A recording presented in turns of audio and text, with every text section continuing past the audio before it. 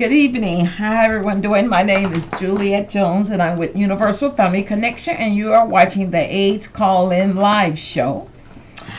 And I am a health educator at Universal Family Connection. We are a social service agency and we're located in the Beverly area of Chicago. We're located 1340 West 103rd Street. Please forgive me. We also have an office location on 79th and Western. And I was prepared to show you my flyer, but we're streaming, so I'm unable to do that. So please forgive me. But however, I want you to call in with your questions that we're going to have, and I'm going to tell you the topic, but the phone number is 312-738-1060. And today our topic is talking about the Zika virus, HIV virus, as well as the Ebola virus. And what do they have in common? If you haven't heard, they're all our viruses. So, and I'm going to tell you about the similarities between all three of them and the differences as well. And that would include how the Zika virus can be transmitted, the HIV virus can be transmitted, as well as the Ebola virus can be transmitted. So let's get into our topic for tonight. If you've been following or even skimming the news, no doubt you heard about the current Zika outbreak. Which has been drawing comparisons to the HIV epidemic as well as the Ebola epidemic. Like I said, there are similarities and some big differences as well. And so the question would be, what is the Zika virus? Zika is a disease caused by the Zika virus. It itself is transmitted through the bite of an infected mosquito, according to the United States Center for Disease Control and Prevention. So that's the CDC. And I want to throw out this disclaimer. I am not a doctor. I'm not a nurse. I am a health educator at a social service agency. So I'm not giving out any medical advices. So excuse me.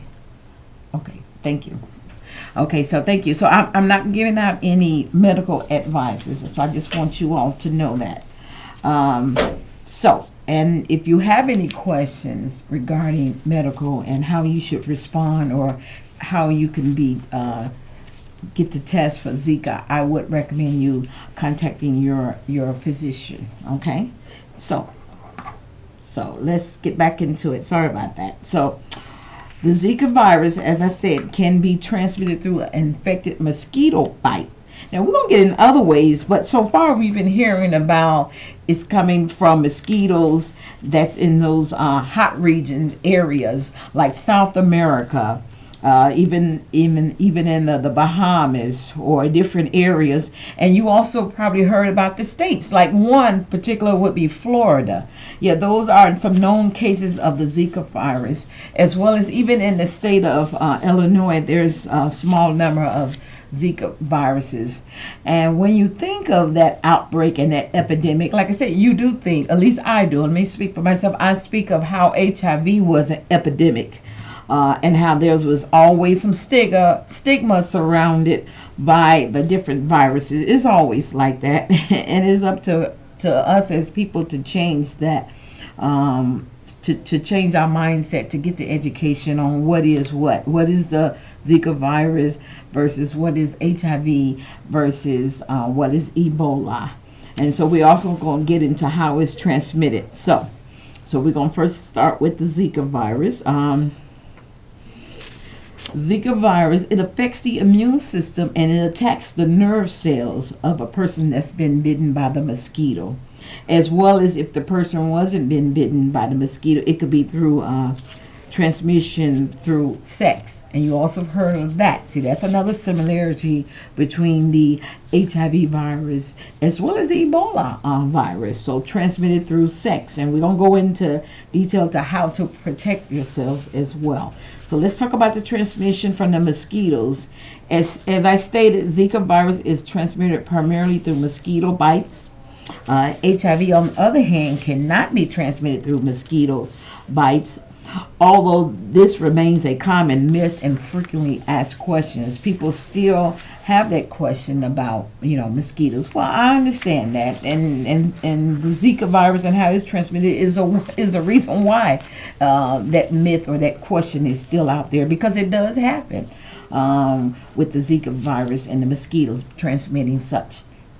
And also, the transmission could be mother to child, and you also heard about how it could be transmitted from mother to child during birth, though this is rare according to the CDC, but it does happen. There are some known cases that the pregnant mother has transmitted the Zika virus, to the child. There's virus transmission through breastfeeding as well. So when the mother is positive for Zika virus and during the breastfeeding of the child, there has been a reported transmission case, and this is according to the CDC. So for any information I'm giving, feel free to go to www.cdc. It could be /Zika. It could be any topic. It could be HIV and Ebola and other health information. So now let's get to HIV. Can also be transmitted from mother to child during birth. However, it's been a lot of advance in medicine to prevent such mother-to-child transmission. So I would like to, thank the advocates and the healthcare industry out there for getting that number down to, as they say, less than 1%. So that's a great thing. So the advance in medicine has helped that in HIV. So now HIV was also known to be transmitted through blood. Well, Zika, both viruses can be transmitted through blood transfusion, as well as the Zika virus can be transmitted, as I said, through sex. It can be transmitted through the semen, the preseminal fluid, and the rectal fluid, the vaginal fluid, and the breast milk of the positive person, as well as HIV. Those are the same body fluids as HIV is contained in as well. So there's the similarities, and also there's the difference too. So we'll get into the differences as well. The virus can come in contact with mucous membranes or damaged tissue, or it can be directly injected through the bloodstream from a needle or syringe. And we all know, HIV is transmitted through that blood as well. Sexual contact. We recently learned that Zika virus can be transmitted sexually, and the CDC released such report and guideline for preventing sexual transmission. So feel free to check that out on their website. And the data is based on 3 reported known cases of Zika virus being transmitted through that way. And so we're also going to get into the prevention side. And we also been known for a long time that HIV can be transmitted through sex as well, sexual activities. So those are the similarities. And a negative person who's negative for HIV can use preventive measures. It's called the pre-exposure prophylactic, which is a pill. Now, a daily pill can prevent that HIV negative person from becoming positive. So far, there's not advances in a Zika pill, a Zika pre-exposure prophylactic. So we're going to get into what is the CDC doing now to advance to see how to prevent such Zika virus. So, saliva and urine. There have been some cases in the Brazilian research that says there is active level of Zika virus in saliva and urine. Now, I will say with HIV, it doesn't contain, the saliva and the urine doesn't contain HIV, but when blood is present, see, that's a difference. But when blood is present in the saliva as well as the urine, that is a risk for being infected with HIV. So HIV cannot be transmitted through saliva and urine. So, and what are the symptoms? If you're asking what are the symptoms for someone with the Zika virus, The symptoms could be fever, it could be a rash, it could be red eye. They can have muscle joint pain. It could be tender, the muscles can be tender. Even though there's no reported death from Zika, from my research. So when we get into the symptoms for HIV, well, we know those are some similarities there with the fever, the chills, they have muscle pains, they have joint pain.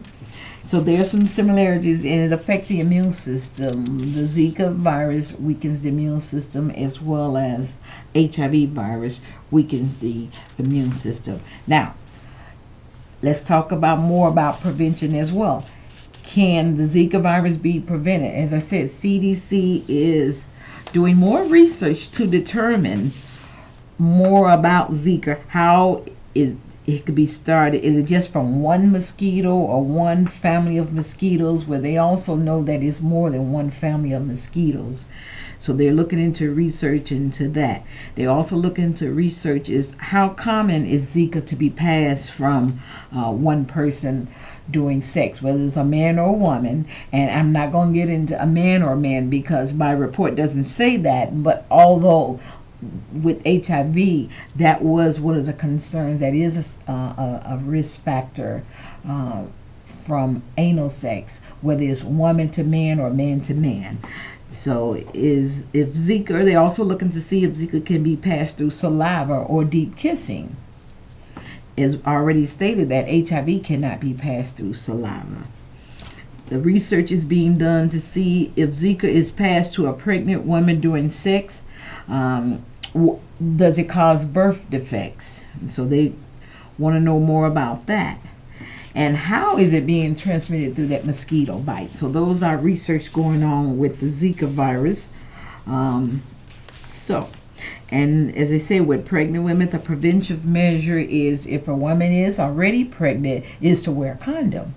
So there's preventive measure there. As I said, there's no known test for someone to be tested for Zika, but as medicine advances, it will get to that point. So right now, for that woman who wants to become pregnant, the guideline the CDC is putting out to wait until 8 weeks. Well, even if the husband or the partner went to an area where Zika is being transmitted, like just say South America or Florida, because you heard on the news, it is recommended that man wait until 8 weeks before the woman and the man decide to even get pregnant, to have a family. And if not, wear a condom. So the preventive measure for Zika is to wear a condom, as well as for HIV infection is to wear a condom. As I said, they also have the PrEP. They have the pre-exposure prophylactic pill, the blue pill for the HIV negative person, to take that pill every day to prevent HIV. So as tests improve, hopefully, like I said, there will be a test to prevent Zika. So I would like to stop and say, once again, my name is Juliet Jones, and I'm with Universal Family Connection. We are a social service agency in the Beverly area, and you are watching an AIDS call-in live show or listening to it or streaming it. I want you to feel free to please call in at 312-738-1060 with your questions or concerns. And I want to hit the overhead to give you our information. Sometimes we just see it for ourselves. Universal Family Connection. We're located 1350 West 103rd Street in Chicago, Illinois. Our phone number is 773-881-1711. And feel free to go to our website at www.ufcinc.org. We also have one more information I want to put up. We also have a support group. We have a support group for HIV positive individuals. And feel free to bear with that. Okay. We have a support group for HIV positive adults. And our support group is the one that's been there, for 20 years. It's every Friday from 10 a.m. to 2 p.m. and we provide lunch because it is a long time. We're not trying to rush you in. We are followed by a licensed therapist. We have a woman as well as a man licensed therapist, and we do give out incentives. Like if you need transportation, we will help you with that transportation to get to the support group. It's client centered, and what that means is it's not about Juliet. It's not about the other two licensed therapists. It's about what are your needs. So you bring the topic to the table, and we have professionals that come in on a range of topics to discuss. So feel free to call me at 773-881-1711. My extension is 1156. Once again, 773-881-1711, extension 1156. My name is Juliet Jones, and I am a health educator, and I can sit down and talk with you about joining our support group on Friday. And we also have one on Thursday. We have an art therapy. So it's not just about a person having HIV, is if they are in need of some art, some crafts, we do have that, and we are following that particular support group on Thursday with an art therapy theme. And so if we were to draw a picture, and you could express how you felt about while you was drawing that picture, before, during, and after, and you can sit down and have individual counseling with our licensed therapist. So we do offer individual counseling as well as group counseling, and our Thursdays group is from 3 o'clock to 4:30 on Thursdays at Universal Family Connection. Okay? So, well, thank you. So, I welcome you to please give me a call. But anyway, our other type of virus that I would like to discuss is the Ebola. And what are the similarities between the Zika and the HIV, as well as what are the differences between that? Do you all remember Ebola? I remember that. I remember Ebola. So there are some strong parallels between HIV and Ebola, according to the CDC. So I have information about that. HIV and Ebola are both viruses. Both emerge in Africa, and I'm reading from a report, so it's not my opinion.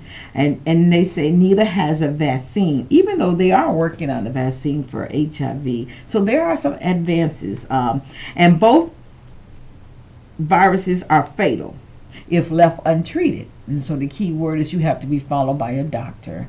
And with the Zika virus, it's the same thing. There are no known reported cases of fatality or anyone dying from the Zika. So you have to be followed by a doctor and get treatment as well. But there are known cases of HIV and Ebola death. So I would like to put that out there. And both are carried by host animals and then transmitted to humans, and they both have made that transition from having unprotected sex, or in Zika instance with mosquitoes infecting people. So let's get more back into the Ebola. HIV and Ebola, are both incurable viruses. That means there's no cure, as noted. However, I would like to say there are some functional cures with HIV, but that's going to be a topic we can discuss. Now let someone call in and ask me about that. And they both triggered widespread stigma. And so when you think about it, the Ebola and HIV, there is stigma, and there's still stigma surrounding those. And like I said, to me, though, that stigma is there from lack of education, because no one really wants to study the facts on those viruses or even understand them. And no one wants to, teach someone else about it, let alone themselves. So they build up their own education on it. Oh, you can get it from touching hands. No, you can't. It's not a casual contact. With Ebola, it can be transmitted through sex, as well. But now there are some symptoms too now about Ebola. It does come from bodily fluids. So if you all remember, they both can be transmitted through bodily fluids as well as, Ebola. For HIV, it can be transmitted through blood, the breast milk, having unprotected sex. So we remember that from the differences and the similarities with Zika. So with Ebola, the fluids can spread, and it does seem like Ebola took on widespread an epidemic in Africa, from being in the news from what I recall. And can be found in the body fluids, and it can affect the immune system. It can weaken the immune system just as well as the other viruses. So that's why that medical attention is important. And it also can be infected through the bloodstream. So it's not just sex; it's about blood contact as well. And the preventive measures was in place for Ebola. So I want to welcome you to please come to Universal Family Connection. I have to wrap it up. So please come to Universal Family Connection. We're located 1350 West 103rd Street. You can feel free to give me a call at 773-881-1711. And I'd like to thank you all for coming, viewing me on Ace Call-In Show. Thank you. Goodbye.